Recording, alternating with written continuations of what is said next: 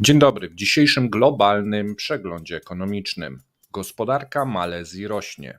Firma Meta, właściciel Facebooka, ma kolejne problemy prawne w Europie.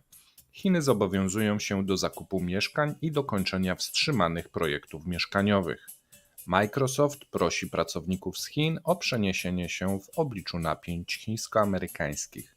Holandia z ostrym kursem antyemigracyjnym. Zwolennicy konopi indyjskich w Tajlandii wzywają ministra, aby nie cofał czasu. Zapraszamy. Dzień dobry. Z tej strony Mateusz Lech oraz Paweł Jeżowski. Witamy w sobotni poranek w globalnym ekonomicznym przeglądzie. Bardzo mnie zainteresowałeś o tym cofaniu czasu. Zobaczymy, czy tam jakieś wehikuły będą. A my przechodzimy do pierwszej z ważnych informacji, czyli dziś wieczorem Jaruski. To jest, myślę, że ważna informacja dla wszystkich. I druga informacja, Wacław jeszcze nie jest gotowy, będzie gotowy za tydzień. Jest nieśmiały, powiedział, że potrzebuje więcej czasu, a więc za tydzień. Wieczór z Wacławem, natomiast jutro dosyć ciekawy blog, bo i zarówno Top 10, jak i Dziki Wschód, jak i również będą pytania do naszych ekspertów, no więc nowy mini cykl, zobaczymy, czy to będzie w ramach Dzikiego Wschodu, czy też osobny zrobimy.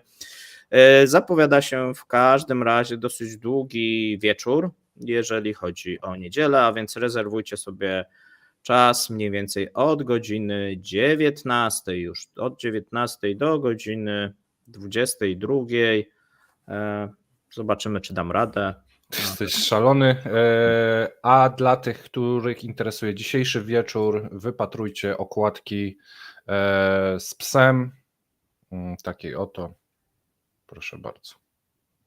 Rosyjska rozszerzona rzeczywistość, bardzo dużo informacji o rosyjskiej rozszerzonej rzeczywistości, o sztucznej inteligencji, o zwykłej inteligencji i o braku inteligencji, więc cały pakiet będzie, a teraz myślę, można przejść do wiadomości. Przechodzimy do pierwszych wiadomości. Gospodarka Malezji rośnie w pierwszym kwartale powyżej oczekiwań analityków. Tutaj jest mowa o wzroście 4,2% kwartał do kwartału, czyli w pierwszym kwartale 2024 w porównaniu z zeszłym rokiem wzrosła o 4,2%. Zrewidowano również w Malezji roczną dynamikę, jeżeli chodzi o ostatni, czwarty kwartał 2023 i spadliśmy dosyć nieznacznie do 2,9.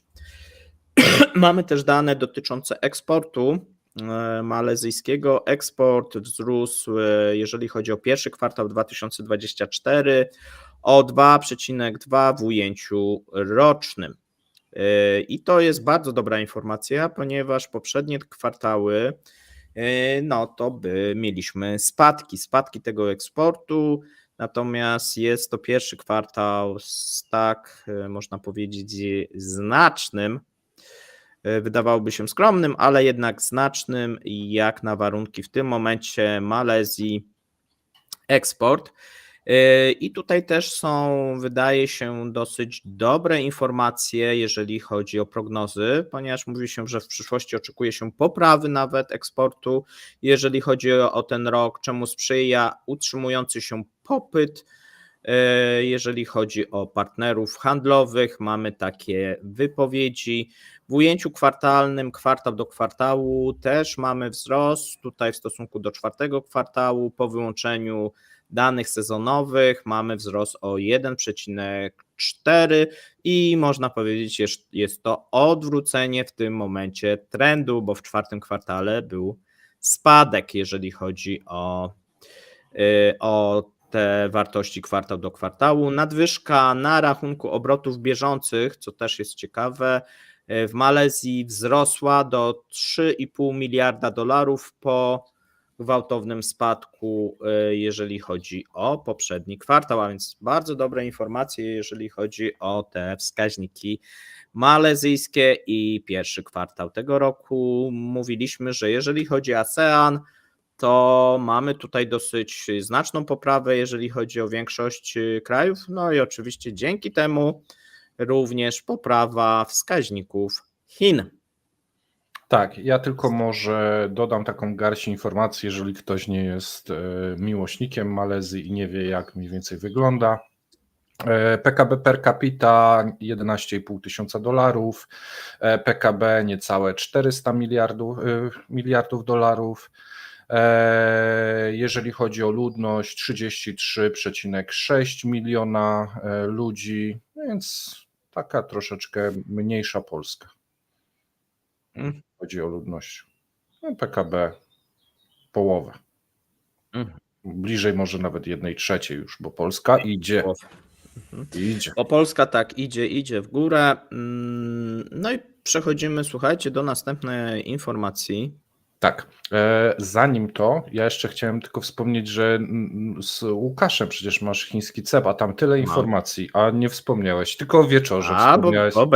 Bo będzie mówione, jak będę mówił o Chinach. Okej. Dzisiaj też o Chinach będzie, czego chyba Łukasz nie uwzględnił, a ja uwzględniłem, ponieważ mamy bardzo dużo informacji na temat wizyty, na temat ceł, które Amerykanie zapowiadali i wprowadzili. Powiemy sobie, jak to obecnie wygląda, a więc już też serdecznie zapraszamy na niedzielny poranek.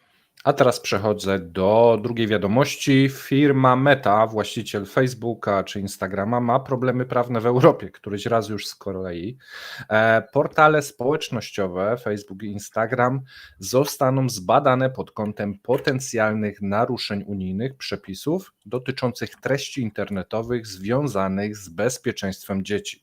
Tak poinformowały w czwartek organy unijne regulacyjne, co może skutkować wysokimi karami. Ja dzisiaj też podam te liczby, bo te kary są dosyć duże. Od firm technologicznych wymaga się więcej. Aby walczyć z nielegalnymi i szkodliwymi treściami na swoich platformach na mocy przełomowej unijnej ustawy o usługach cyfrowych DSA, która weszła w życie w zeszłym roku. Dokręca się śrubę troszeczkę tym firmom. Komisja Europejska oświadczyła, że zdecydowała się na wszczęcie szczegółowego dochodzenia w sprawie Facebooka i Instagrama ze względu na obawy, że nie uwzględniono w nich odpowiednio zagrożeń dla dzieci. Meta przedstawiła raport z oceny ryzyka we wrześniu. Komisja natomiast obawia się, że systemy Facebooka i Instagrama, w tym ich algorytmy, mogą stymulować uzależnienia behawioralne u dzieci, a także powodować tak zwany efekt króliczej norki. Tak stwierdzili unijni urzędnicy.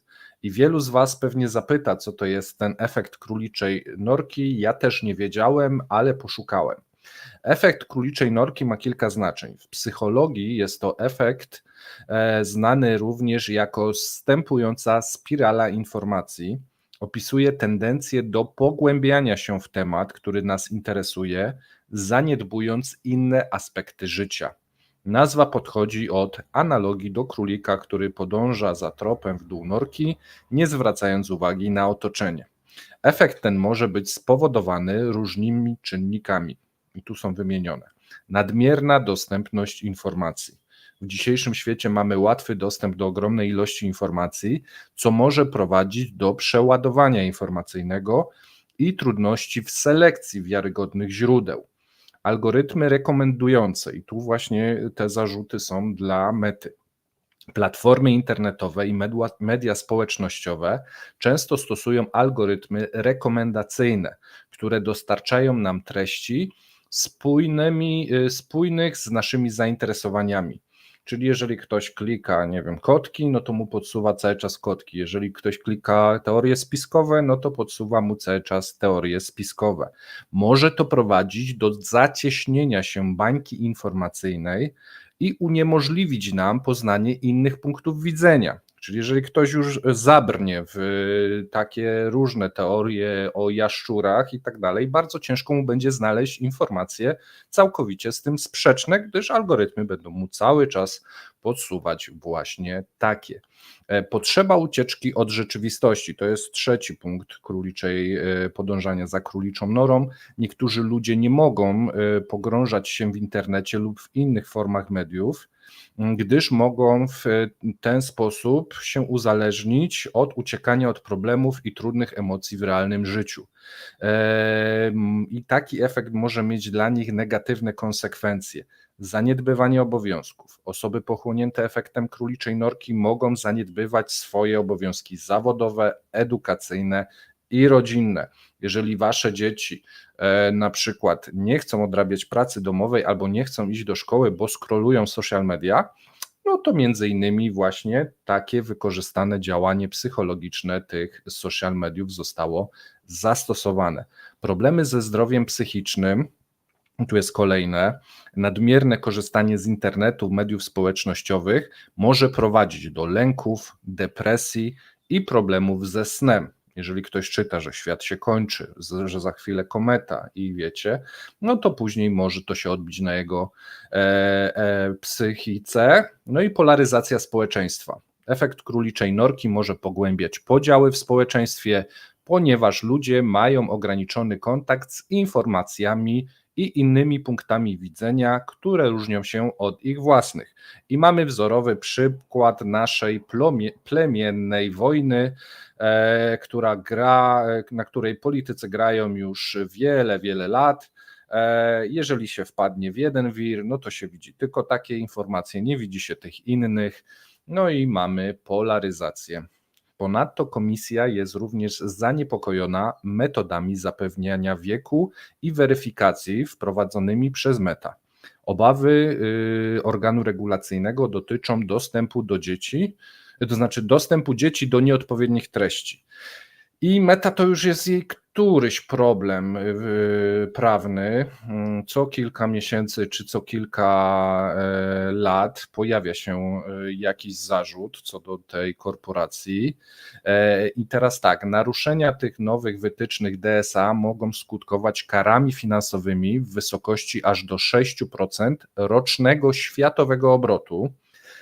Ja sobie odszukałem, ile w tym roku Meta ma zarobić, jaki ma mieć obrót. Analitycy przewidują, że w 2024 roku obroty Meta mogą osiągnąć poziom 140-150 miliardów dolarów, więc no 6% z tego to jest bardzo duży kawałek do wzięcia.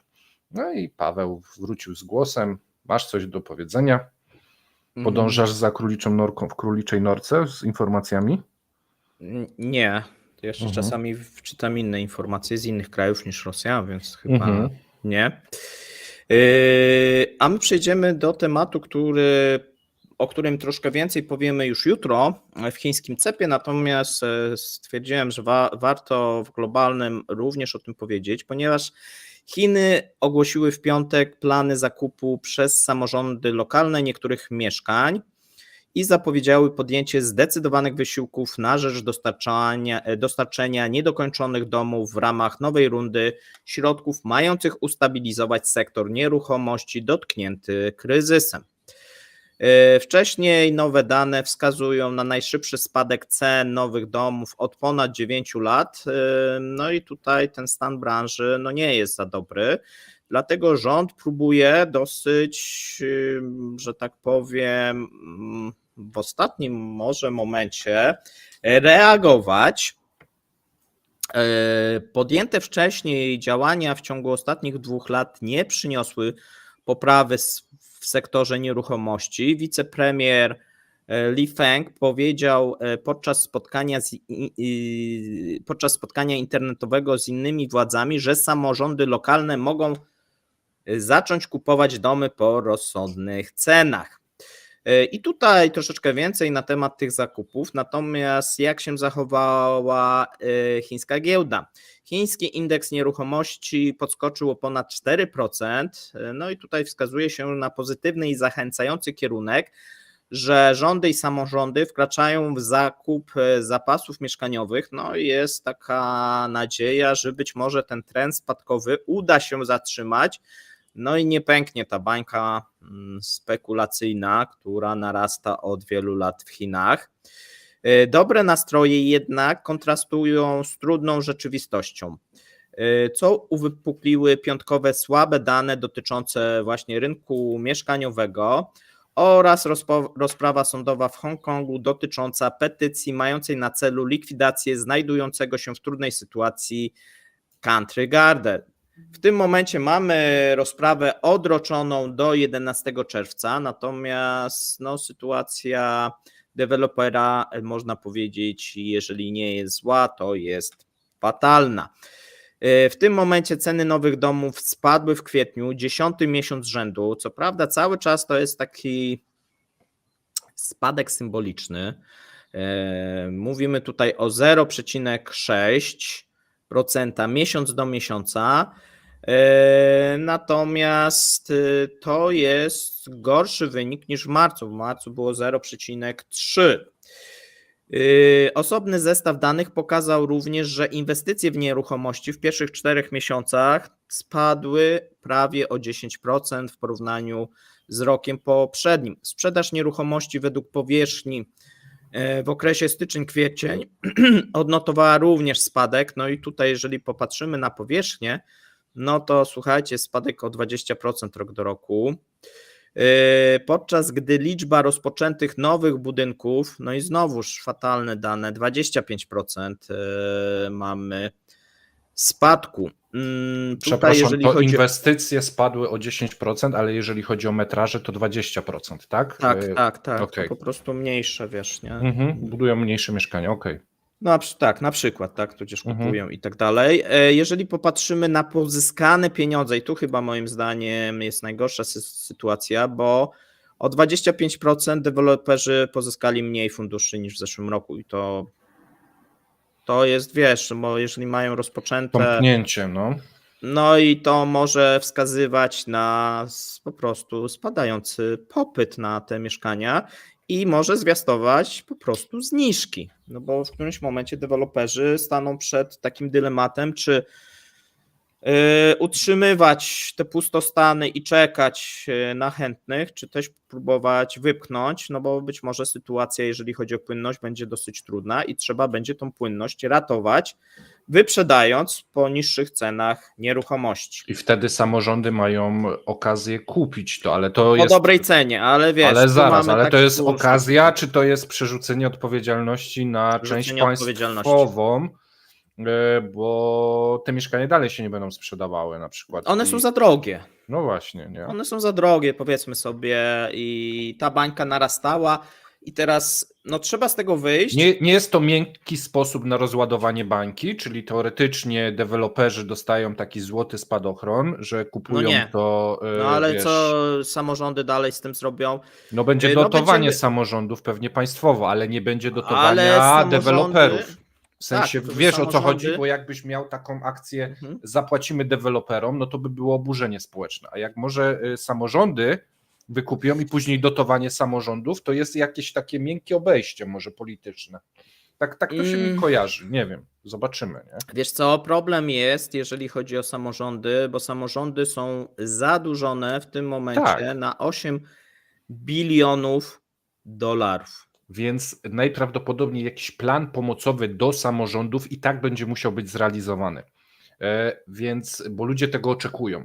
Więc jeżeli będzie dotowanie w jakiś sposób tych samorządów, a jednocześnie się miękko da spadochron deweloperom, no to się może tak, wiesz, rozejdzie po kościach. A jak na przykład nie byłoby dotowane samorządy, albo dotowane by były samorządy słabo, a jednocześnie rząd by dotował deweloperów, no to mogłoby to powodować oburzenie społeczne, bo ceny by się trzymały, deweloperzy jakby dostali zastrzyk finansowy, to by dalej budowali, a samorządy wciąż by były niedoinwestowane, więc to może... Tak, tylko tu mówimy o dużych kwotach, bo tak, Goldman Sachs oszacował, że na koniec 2023 roku zapasy mieszkań nadających się do sprzedaży wyceniono na 13,5 biliona juanów, no to jest niecałe 2 biliony dolarów. Tak. Bardzo dużo. Brzmi nieźle, a ponieważ część ich budowy nie została jeszcze ukończona, ich ukończenie wymagałoby dodatkowej inwestycji kapitałowej o wartości 5 biliona dolarów, to jest tam powiedzmy 800 miliardów. Tylko, że 5 bilionów juanów to jest 800 miliardów dolarów. Tylko, że tych mieszkań jest więcej niż Chińczyków, więc dokończenie tego też jest trochę bzdurnym pomysłem. No właśnie, no ale widzisz, no doprowadzono do takiej sytuacji, że tutaj trudno będzie miękko lądować. No, Może się uda, ale i szczerze powiedziawszy, nie za bardzo w tym momencie wiem jak. Rząd po prostu cały czas to przesuwa w czasie. tak. Wiesz, on tak i jest problem, dobra, przesuńmy go jeszcze w czasie, nie dzisiaj, bo jeszcze nie jesteśmy gotowi się zmierzyć i to po prostu ten problem istnieje, tylko jest przesuwany. A nie jest przesuwane w czasie to na zasadzie takiej, że czekajmy, może yuan stanie się taką walutą jak dolar, rozliczeniową globalnie, a wtedy będziemy mogli drukarkę uruchomić? Może wiesz, taka gra No na ale czas? teraz jeszcze jest jeden, no właśnie, bo teraz jest, wiesz, następny element, bo prawdopodobnie Juanowi coraz więcej mówi się, że będzie groziła dewaluacja. Tak wynika mniej więcej z analizy technicznej. Z tego, o czym jutro będziemy mówili, czyli tych nowych cłach amerykańskich i tej nowej wojnie handlowej ze Stanami Zjednoczonymi.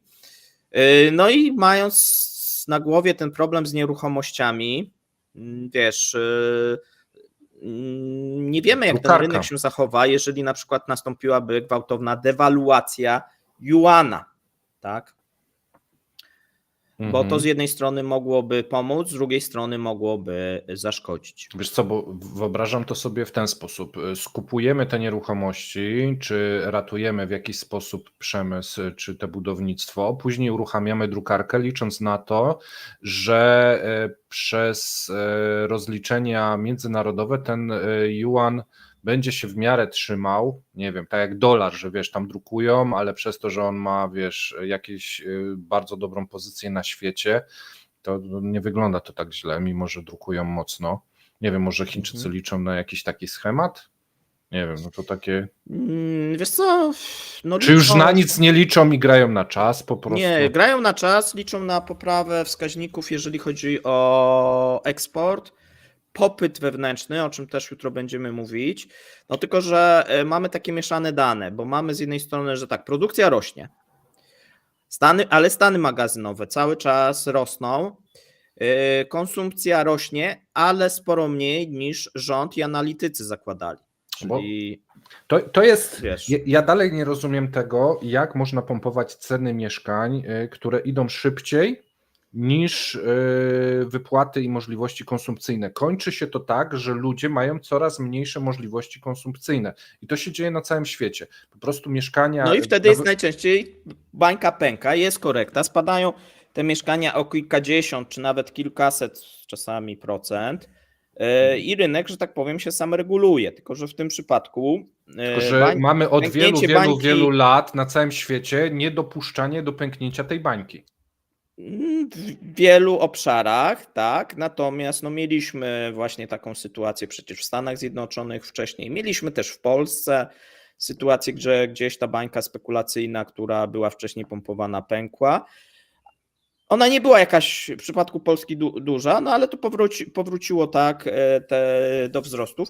Natomiast jeżeli chodzi o Chiny, no to cały czas tam jest, wiesz, pompowanie. Nie ma tej takiej naturalnej regulacji, bo rząd nie dopuszczał, bojąc się, że rynek nieruchomości pociągnie wszystko. No bo wyobraź sobie teraz, no mówimy o bilionach dolarów, no wyobraź sobie tutaj upadek właśnie. A już widzimy, że mamy upadek tych deweloperów, tak? Ale upadek następnych deweloperów, pociągnięcie no, całej gałęzi przemysłu, pociągnięcie samorządów przede wszystkim w dół, tak? Nie ma planu naprawczego tak naprawdę, bo to, co obecnie rząd robi, no to jest powiedzmy jakieś takie chwilowe i przesuwanie problemu. Tylko, że on z każdym tym rolowaniem i przesunięciem jest coraz Roluje większy. to. No, musi być coraz większy, tak?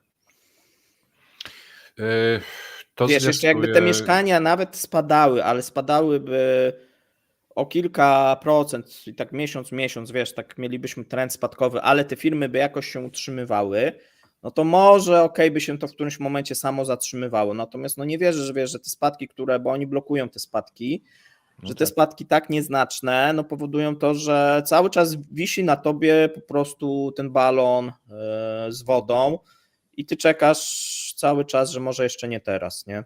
Ja bym tam powiedział, że z rozgrzaną smołą, bo to z wodą to tak średnio. No dobra, ale to trwa lata już i No co a wiesz, teraz? a jeszcze plany, wiesz, tutaj imperialne Chin, no i tak dalej, to się nie wpasowuje, nie?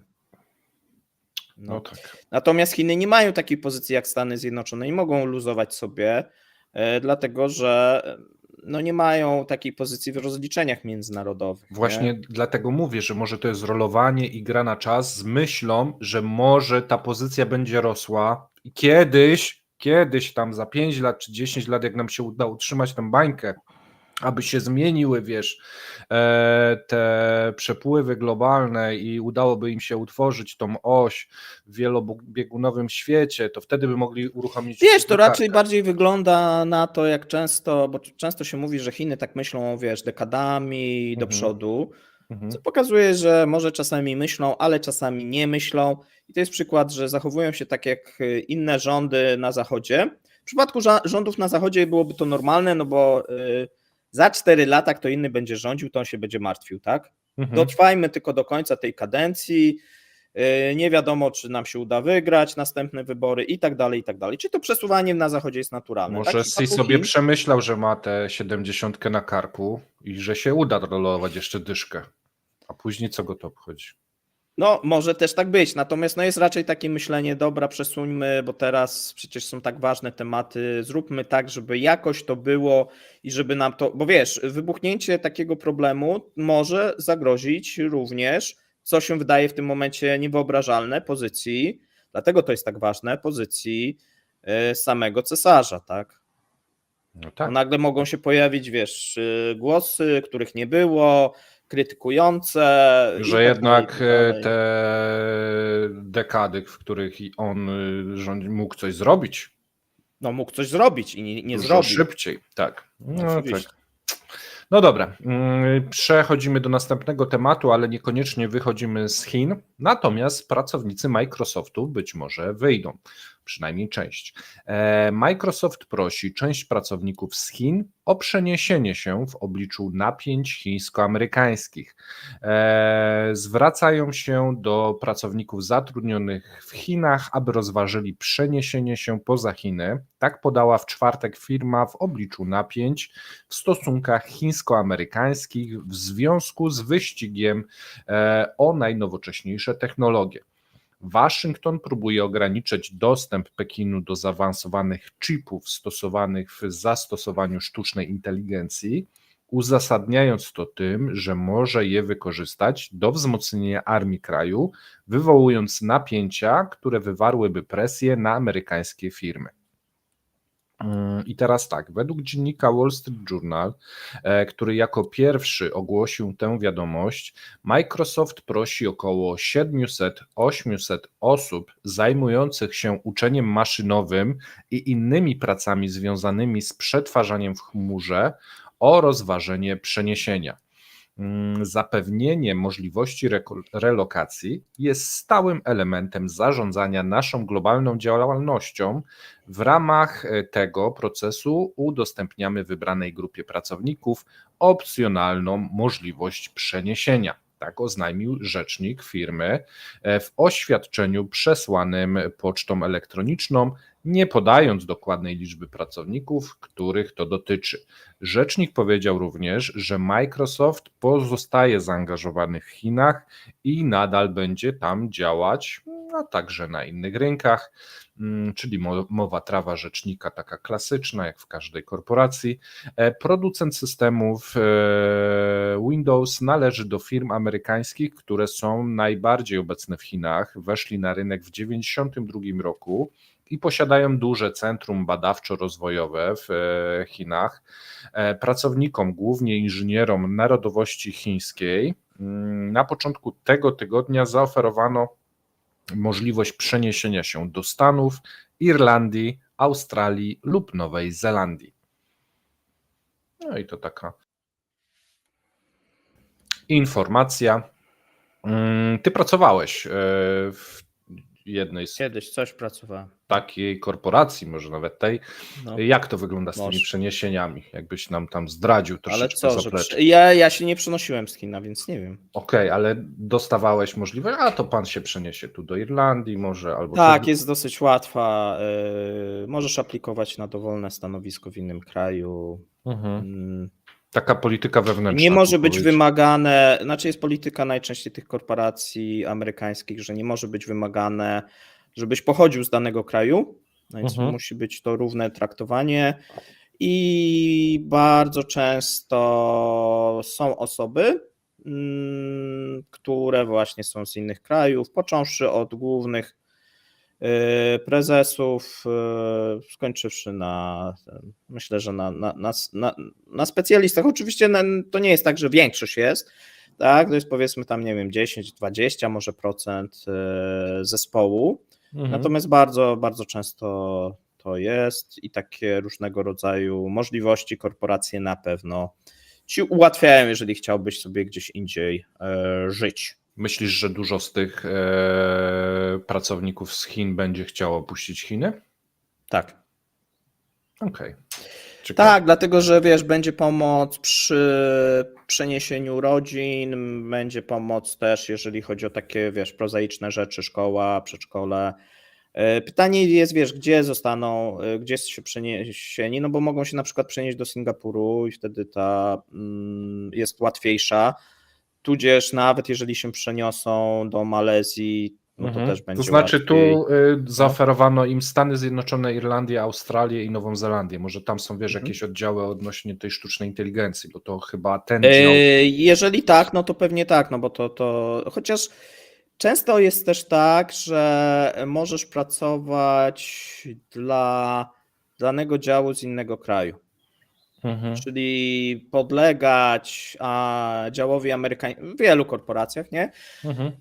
Pracujesz i to było już przed COVID-em, tak? Czyli pracujesz powiedzmy dla tego oddziału w Stanach Zjednoczonych, no ale pracujesz z Polski, nie? I tak naprawdę, czy pracujesz dla Wielkiej Brytanii z Polski i tak naprawdę o to się dbano, żebyś oczywiście był w tej strefie, chociaż nie zawsze, właśnie, bo tak jak na przykład z Polski możesz pracować dla Stanów Zjednoczonych, to ty wtedy się musisz jak gdyby dostosować do tej strefy czasowej, no natomiast no wiesz, większość rzeczy, jeżeli chodzi o takie korporacje i IT, no to masz spotkania i tak zdalne, takich spotkań face to face jest dosyć mało. No a ten trend jeszcze się pogłębił, jeżeli chodzi o COVID, bo doszło do tego, że tam osoby były zatrudniane i pracowały nie pokazując się w ogóle w biurze. Czyli tak naprawdę wszystko było w sposób zdalny przeprowadzane i nigdy w biurze się nie pojawili, komputer dostawali pocztą, telefon pocztą. Ale tu chodzi o to, żeby te dane nie były w Chinach, prawda? Żeby ten komputer nie był w Chinach. No ale to serwery dane nie będą w Chinach i te osoby dlatego muszą te opuścić prawdopodobnie Chiny ze względu na to, że no tutaj istnieje ryzyko, że z ich tutaj komputerów mógłby nastąpić taki fizyczny wyciek, tak? No, mając je wpięte do chińskiej sieci jakiejś lokalnej, no tutaj no można, to jest najsłabsze ogniwo w tym wszystkim, tak? A oni mają dostęp do tych zagranicznych serwerów, tak? Okej, czyli myślisz, że to jest zapowiedź tego, że może będą blokowane te możliwości przez Amerykanów, dlatego ale Microsoft już... No właśnie, że pracy dla korporacji amerykańskich z Chin, że to takie, zwłaszcza w tych newralgicznych punktach i tu już Microsoft się przygotowuje, nie? To nie chodzi moim zdaniem o Microsoft, to są wytyczne rządu amerykańskiego. Oni dostali wytyczne, muszą się stosować do tego. Nie sądzę, żeby to korporacja sama z siebie zrobiła. No właśnie dlatego ciebie pytam, czy raczej uważasz, że to jest odgórne, nie? Odgórne dostali albo jawnie, albo w sposób utajniony, no i muszą się do tego stosować. Myślisz, jaki zakres czasu? Pewnie takie przesiedlenia i tak dalej to jest koło roku, nie? Żeby taką grupę... Szybciej? tak? Szybciej. Okej. To miesiąc, 2 miesiące, 3 Ale maksymalnie. to co oni dostają? Macie 2 miesiące na zakończenie życia w tym kraju? Pożegnanie się ze wszystkimi i... Nie, no w następnym miesiącu wyjeżdżacie. No tak. Tak? Okej. Albo tracicie pracę, bo odetną was, tak? Taką dostali... Nie, no po informację. prostu wyjeżdżacie. Mhm, mhm. Wy możecie sobie wybrać, tak? Jak ty tam powiedziałeś, że jest tam 5 No lat. dobrze, ale jeżeli by nie chcieli, no to No. tracą pracę, bo prawdopodobnie zostaną Ale to odcięci oni od- rezygnują. Mhm, Bo mhm. wiesz, to nie jest tak, że ktoś ich będzie zwalniał. Zamykają oddział, przenoszą ten oddział. W poniedziałek o godzinie 17, o godzinie 9 proszę się pojawić w pracy, w nowym miejscu. No jeżeli ty się nie pojawisz, no to ty się nie stosujesz do tego. Okej. Znaczy Czyli tam oczywiście jest komunikacja, czy będziesz jechał, ty mówisz nie, zostaję w Chinach, okej, no to zostajesz, no i w tym momencie umowa się jak gdyby kończy z winy pracownika. okej, no to właśnie chciałem... To już kwestie prawne pewnie każdego kraju, czy to będzie, wiesz, jakieś tam wymówienie, odprawa, czy jakoś inaczej, natomiast no tutaj bardzo często jest tak, że no takie opcje, no też zależy co mieli w tych swoich umowach, tak, pracy, natomiast no często jest tak, że tam są opcje, że może nastąpić przeniesienie, tak, Mhm. miejsca pracy, no i to ty I musisz koniec. się do tego dostosować, a jak nie chcesz, no to sobie zmieniasz tą pracę. Dobra. Nie No ma to przecież przymusu pracy w korporacji. przechodzimy do następnego w takim razie. Przechodzimy, słuchajcie, do Holandii, Mhm. do tytułowej informacji. Holandia dosyć zmienia kurs, no i dosyć ostry kurs antyemigrancki. To było już zapowiadane, natomiast opóźniało się ze względu na przedłużające się rozmowy koalicyjne. Tutaj partii, która wygrała ostatnie wybory, czyli partii nacjonalistycznej, tak jest nazywana powiedzmy w innych krajach Unii Europejskiej, Geerta Wildersa. No i tutaj są najnowsze wypowiedzi, jeżeli chodzi o tutaj Wildersa, który stwierdził, że będzie dążył do ograniczenia imigracji poprzez rezygnację z przepisów migracyjnych Unii Europejskiej, co już doprowadziło i doprowadzi do starcia z Brukselą. Przypomnijmy, że Wilders wygrał wybory prawie 6 miesięcy temu, natomiast dopiero w środę osiągnął porozumienie w sprawie utworzenia koalicji z 3 prawicowymi partnerami. Nie jest jeszcze zaproponowany wybór nowego premiera, natomiast no niewykluczone jest, że tutaj obejmie to szef właśnie tej partii. W swoim planie rządowym opublikowanym w czwartek rano koalicja prawicowa twierdzi, że będzie dążyć do wprowadzenia najsurowszego w historii systemu azylowego obejmującego silniejsze kontrole graniczne i surowsze zasady dla osób ubiegających się o azyl przybywających do Holandii. Klauzula opt-out dotycząca europejskiej polityki azylowej i migracyjnej zostanie jak najszybciej przedłożona Komisji Europejskiej, stwierdza koalicja w swojej informacji. Wilders powiedział, że plan sprawi, że Holandia stanie się mniej atrakcyjna dla osób ubiegających się o azyl, dodając, że ludzie z Afryki i na Bliskim Wschodzie zaczną myśleć, że gdzie indziej byłoby im lepiej. Bruksela prawdopodobnie będzie się opierać, ponieważ kraje Unii Europejskiej, tak jak wiemy, uzgodniły już swój pakt migracyjny, a klauzule opt-out są zwykle omawiane na etapie negocjacji. No tu oczywiście ktoś inny negocjował ze strony Holandii, a więc tutaj nowy rząd nie uważa, że to go obowiązuje. Mamy nowy pakt w sprawie migracji i azylu, który został przegłosowany i potwierdzony, a zatem musi być stosowany, tak powiedział rzecznik Komisji Europejskiej Erik Mamer na konferencji prasowej. No dosyć też ciekawe było to przegłosowanie ostatnio, no ale mniejsza o to, to ustawodawstwo zostanie zastosowane, a komisja odegra swoją rolę, aby to zapewnić. No tutaj jest takie straszenie troszeczkę Holandii. Holenderskie partie koalicyjne stwierdziły, że migracja zarobkowa również zostanie ograniczona, a przyjmowanie studentów zagranicznych na holenderskie uniwersytety stanie się bardziej rygorystyczne. Pracownicy spoza Unii Europejskiej nieposiadający określonej wiedzy lub doświadczenia będą potrzebowali pozwolenia na pracę, a agencje rekrutacyjne będą musiały podlegać bardziej rygorystycznym przepisom. Koalicja twierdzi, że będzie także dążyć do ograniczenia swobodnego przepływu osób z krajów przystępujących do Unii Europejskiej w przyszłości. Stowarzyszenie branżowe technologiczne reprezentujące firmy IT, w tym potęgę branży półprzewodnikowych ASML, wyraziło obawę, że takie środki utrudnią zatrudnianie w firmach technologicznych. Jeśli chodzi o zmiany klimatyczne, no tutaj też przedstawimy inne też jak gdyby poglądy partii. Jeśli chodzi o zmiany klimatyczne, koalicja oświadczyła, że będzie trzymać się celów uzgodnionych na szczeblu międzynarodowych, ale nie doda żadnych krajowych ograniczeń dotyczących emisji powodujących ocieplenie planety.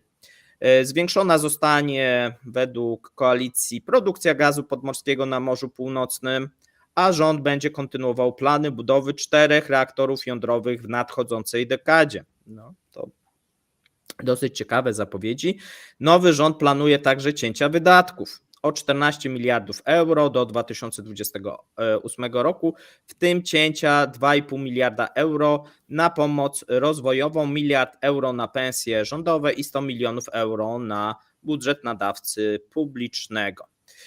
Holandia za to utrzyma polityczne i wojskowe wsparcie dla Ukrainy i sprawi, że prawnie wiążące będzie wydawanie co najmniej 2% holenderskiego produktu krajowego brutto na obronność zgodnie z porozumieniami NATO. Okej. Zmiany. I to Panie w Mateuszu. kolejnym kraju zmiany. No ja się zastanawiam, jak oni teraz, jeżeli ten pakt jest przegłosowany, to będą tą klauzurę opt-out stosować. Powiedzą, no to sankcjonujcie nas i sankcje będzie nakładała Unia?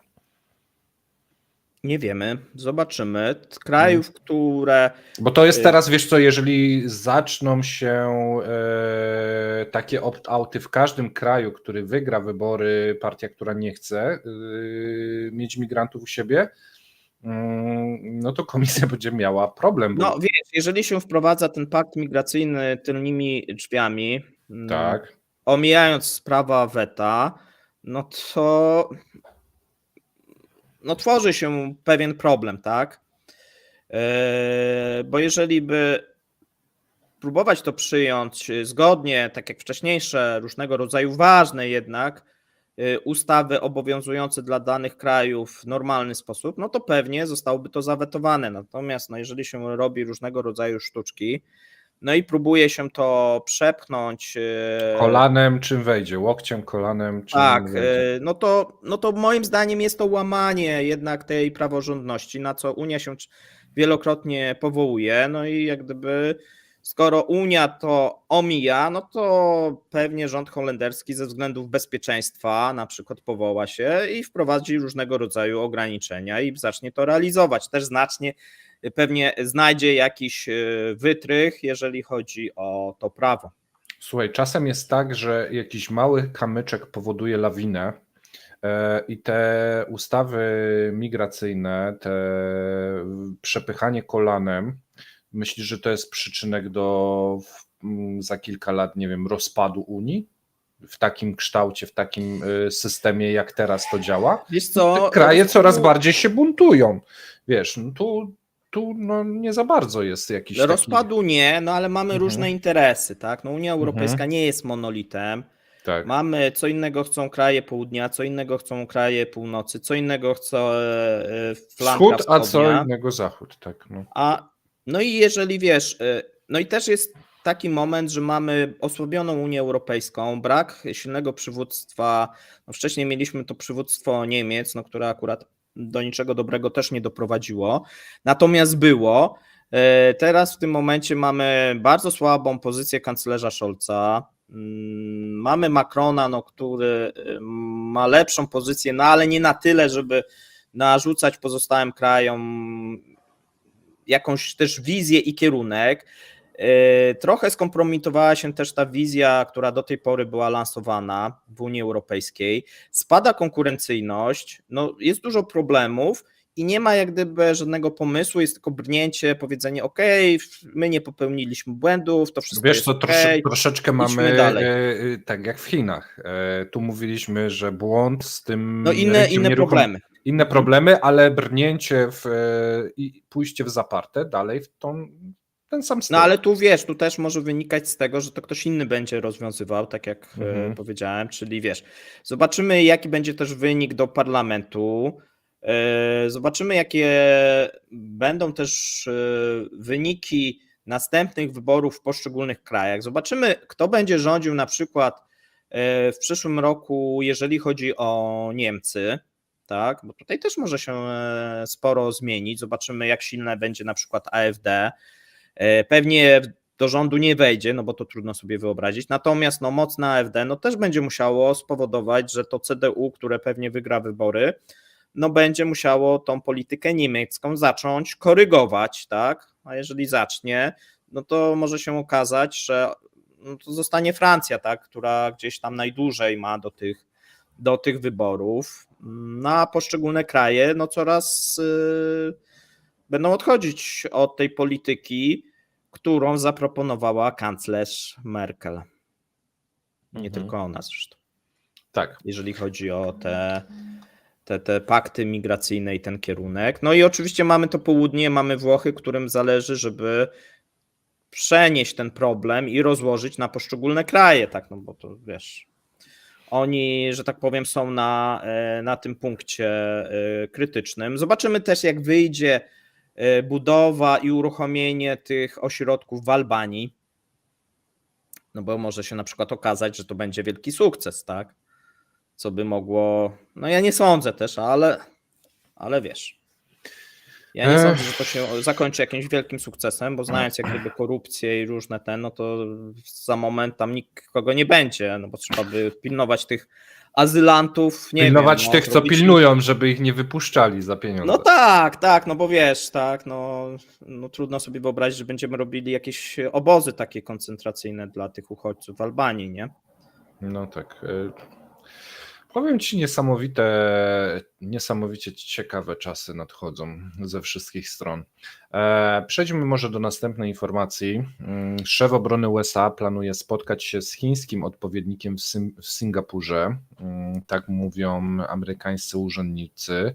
Oczekuje się, że sekretarz obrony USA Lloyd Austin spotka się z ministrem obrony Chin podczas konferencji w Singapurze pod koniec tego miesiąca. Tak poinformowały w czwartek amerykańskie media i amerykańscy urzędnicy. Spotkanie będzie pierwszym poważnym, osobistym spotkaniem szefów obrony USA i Chin od 2 lat. Chociaż Austin i chiński minister obrony Dong Yun rozmawiali telefonicznie na przykład w zeszłym miesiącu. Urzędnicy wypowiadający się powiedzieli, że choć spotkanie było zaplanowane, ostatnio zostały wprowadzone zmiany, które mogą bardzo wpłynąć na to spotkanie. I to jest krótka informacja, ale mam do ciebie, Pawle, prośbę, jak będziesz rozmawiał z Łukaszem, żeby temat poruszyć, co tam się może dziać i o czym będą rozmawiać. Może wie. Dobrze, porozmawiamy. A my przechodzimy do ostatniego punktu. Zwolennicy konopi indyjskich w Tajlandii wzywają ministra, aby nie cofał czasu. Dziesiątki zwolenników zalegalizowania konopi indyjskich wezwali w czwartek rząd do porzucenia planów ponownego wpisania marihuany na listę nielegalnych narkotyków tydzień po ogłoszeniu dramatycznego zwrotu w polityce. Przypomnijmy, że premier Setta Thavisin nalega, aby zezwolić na używanie konopi indyjskiej wyłącznie do celów medycznych, obiecując twarde stanowisko w sprawie nielegalnych narkotyków, które jego zdaniem powodują uzależnienia. Grupy zwolenników konopi indyjskich spotkały się w czwartek z ministrem zdrowia publicznego Somsakiem Tepsutinem i nalegały, aby ponownie przemyślał zmianę polityki. W kraju. Przypomnijmy, po raz pierwszy zalegalizowano konopie do celów badawczych i medycznych w 2018 roku, a w czerwcu 2022 rząd usunął tę roślinę z krajowej listy narkotyków, umożliwiając ludziom uprawę, sprzedaż i spożywanie w sposób legalny. Doprowadziło to do eksplozji zastosowań rekreacyjnych, a tysiące kawiarni, przychodni i punktów z konopiami pojawiły się w całym kraju, szczególnie w popularnych miejscach turystycznych. W tym momencie branża według szacunków już przekroczyła $1 miliard. Krytycy twierdzą, że poprzedni rząd pospieszył się z liberalizacją, nie sporządzono projektu ustawy o konopiach, ani nie obowiązywały jasne zasady, co doprowadziło do nadużyć. Wiele firm zajmujących się konopiami twierdzi, że problemem nie jest rekreacyjne używanie konopi, ale mgła otaczająca zasady i regulacje. Okej. No i a co w Polsce? Kiedy? Co w Polsce? Jak? Jesteśmy za Tajlandią. Tajlandia zdąży się już cofnąć i znowu zakazać, a my nie wiadomo, czy zakaże na pewno. Chyba jest dozwolone do celów medycznych, tak, w Polsce, natomiast do celów rekreacyjnych na pewno nie. I chyba nic nie będzie tutaj zmiany w tym zakresie. Ja chciałem rozwiać są Niemcy. Wszelkie pytania. My kręcimy Jaruski całkowicie na trzeźwo. Żadnych środków ani alkoholu nie stosujemy. Konopi też nie stosujemy. Natomiast trzeba liczyć się, że tutaj będzie duża opozycja do tych zapowiedzi ze względu na coraz większy. Ja myślę, że tam nawet jest niedoszacowany ten sektor, bo sporo też osób przyjeżdża do Tajlandii właśnie z takim zamiarem, żeby rekreacyjnie tutaj zażywać, czy leczniczo też te konopie. I to będzie dosyć duża utrata, jeżeli by zrezygnowano. Też takie cofanie, dziwne będzie, jeżeli by się z tego wycofali. Ale jest taka zapowiedź, zobaczymy. Może się okazać, że będzie to taka zapowiedź, że nagle wszystkie te punkty zaczną leczyć, tak? Albo jak jest zapowiedź, że brakuje benzyny, to co się dzieje? Ludzie ruszają na stację. Tak. Więc to też tak co jakiś czas, żeby przeczyścić magazyny, można tak zapowiedzieć. Można poprosić polityka, żeby zapowiedział. Tu będzie trudno cofnąć ten czas, jak gdyby, ponieważ to jest tysiące, dziesiątki, czy nawet może więcej, dziesiątki tysięcy biznesów. I teraz te biznesy musiałyby się zamknąć, ci ludzie też musieliby gdzieś pójść pracować. To jest taki problem też społeczny, a więc pewnie by próbowali, tak jak mówię, że to wszystko jest dla celów czy badawczych, czy leczniczych i przychodząc do takiej kawiarni pewnie byś coś podpisywał, tudzież byłby powrót do tego, co było, tak? Czyli, że lokal sprzedaje po prostu produkty spożywcze, a i tak wszyscy tam spożywają, tak? I palą. Nie wiem, nie byłem w Tajlandii,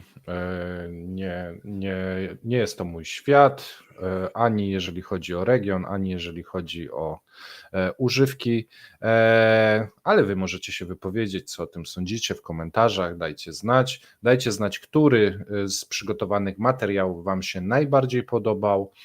Jeżeli jeszcze nie subskrybujecie naszego kanału, to możecie to zrobić. Bardzo dużo filmów w tygodniu wypuszczamy, informacje praktycznie z całego świata, Niemcy, Rosja, Chiny, globalnie, czyli mamy też i USA, troszeczkę, Ukraina, cały godzinny program raz w tygodniu. I humorystyczny Jaruski, na który jeszcze raz serdecznie zapraszam. Trzymajcie się. Cześć. Cześć.